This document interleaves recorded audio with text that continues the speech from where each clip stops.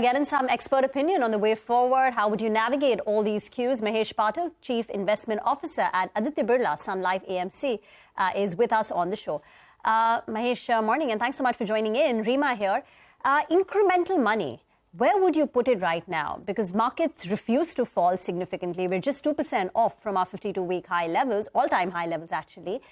So if you have fresh money, which you keep getting, where are you deploying it? Yeah, good morning. So, yeah, the markets have been fairly resilient, I think, despite, we've seen that some concerns coming in again from the global front in terms of interest rates, remaining higher for a longer period of time. And it's not in Indian markets itself. I think the global markets are also holding on fairly well. So at this point in time, again, I think the key risk what we see, right, going forward is likely to come in from the global front, because that's where the sharp increase in interest rates are. And that's likely to really lead to some kind of impact on the economy. We could see a slowdown coming in probably a couple of quarters down the line. And some of our globally linked sectors, which are linked to global growth, is where we'll be slightly cautious and try to stay away from that. I mean, unless the valuations really support that. I think India growth is still fairly strong and resilient, though it's nothing to really rave about. It's slowly picking up, but it looks to be much more steady. And a lot of the sectors, like, for example, if you look at real estate sector is doing very strong. If you look at across all the micro markets, the demand is fairly good. Inventory levels are low. So that sector looks good, and that will mean all the building materials should do well. Overall trade growth in the economy is also fairly strong. In fact, it's better than what you were expecting at the beginning of the year. And that should help the banking and financial services sector.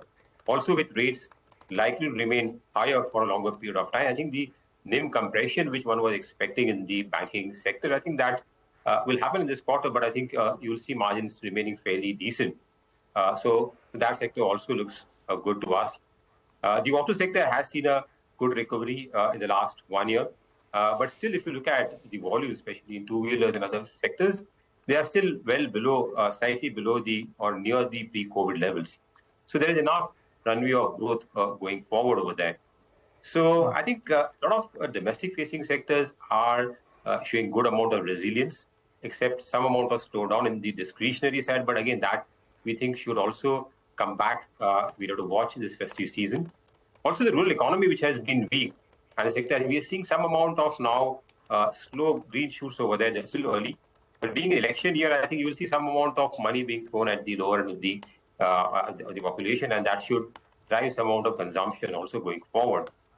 So I would say that sector-specific, I think some of the domestics like banking and financials, for example, where we are still overweight, auto sector, real estate, consumer discretionary, are cement, are the sector, even telecom for that matter, right? So telecom has, in this kind of an environment, you require sectors where there is steady visibility, there are no negative earnings surprises.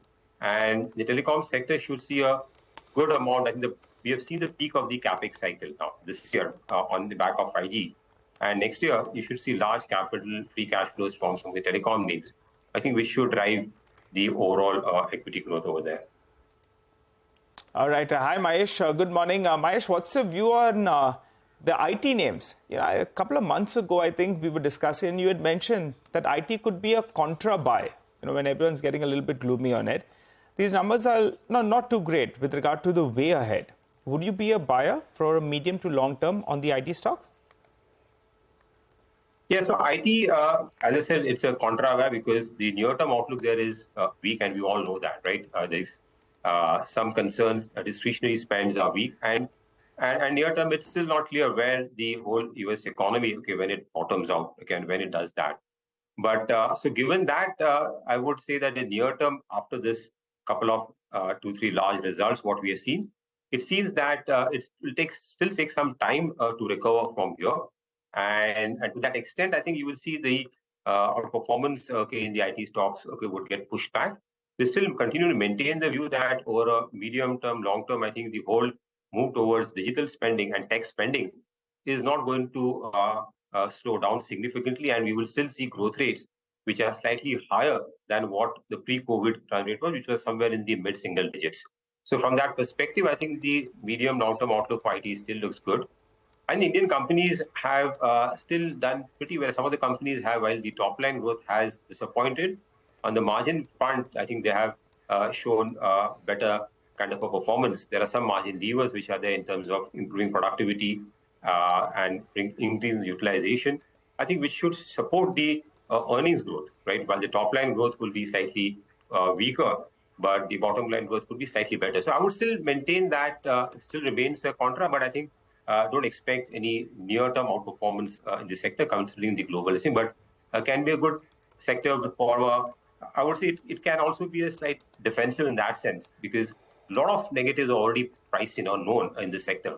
And there are other sectors, okay, where they still don't know, okay, what negatives could pop up, especially linked to global growth. So, yeah, so while remaining cautious on the IT sector, I think any correction, I think one should look to add over there. All right. Seems like you've been a bit of a messiah for the mid-caps. As soon as you joined, now the mid-cap index has moved into the green, closing in on that 40,600 mark. A lot of the F&O stocks doing well. We have Vodafone Idea, which continues its march forward. So this week itself, the stock has rallied about 12%. So that's something we'll watch out for. Though, on an absolute basis, it's a 12 rupees stock. So just watch for that one. Nippon Life yesterday was up around 12% towards the close, and this morning opened lower. Quickly that dip was bought into. That stocks moved to the high point of trade. But if you're looking at just the F&O stocks, then perhaps you're missing out on the bigger moves that we're seeing in the cash markets as well. ITI, that's up 7%. Zaggle Prepaid, a recent listing. We had the management here yesterday saying that incrementally they will see more revenue coming in from their new product, which is Zoyer. And at the same time, reduction in their finance costs would aid their profitability going ahead as well. Yesterday, it was a bit of a softish performance on the stock, and now it's up around 7%. Mahesh, earlier you had said that, the mid-caps and small caps are seeing a fair amount of flows and the outperformance is likely to continue. It has played out so far. You liked a couple of the new listings as well. Your thoughts on how long this outperformance can continue and at what point it becomes expensive? So the mid caps and small caps in the last 9 months have seen a good rally, good outperformance vis-a-vis even the large caps and in absolute terms.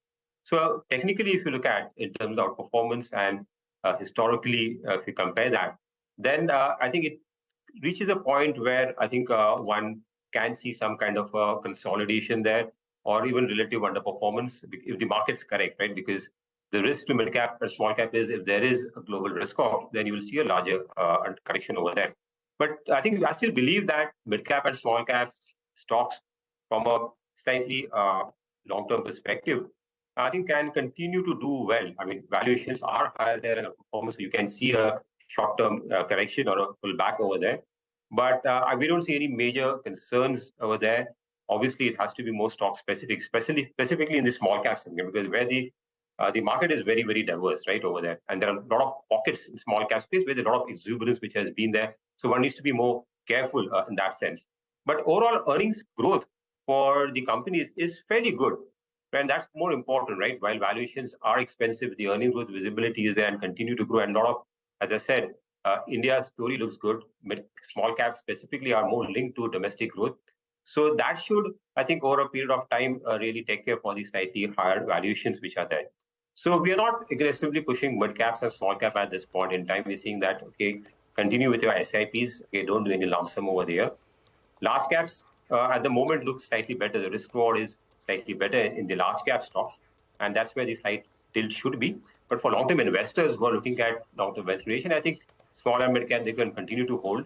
And I don't see any major concern, because the direction I think still looks to be on the higher side, barring some minor pullbacks, okay, which can happen. Mahesh, out of time. Thank you very much for joining in. Enjoy the rest of your day and the weekend and the match. Are you going for it? Not really. Watch okay. yeah. Thank you. Bye. Good day. Thank you. Thank you. Have a good day.